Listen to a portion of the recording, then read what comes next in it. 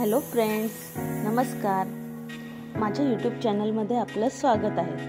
आज आपण आलो आहोत पुण्याजवळील तळेगाव दाभाडेमधील कलश मंदिरामध्ये. हे मंदिर जुना मुंबई पुणे हायवेच्या टोल नाक्याजवळ आहे.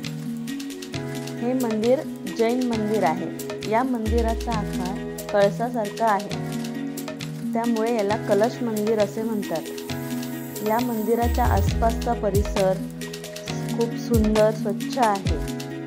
तसेच या मंदिराच्या परिसरामध्ये राहण्यासाठी भक्तांना भक्त निवास केले आहेत.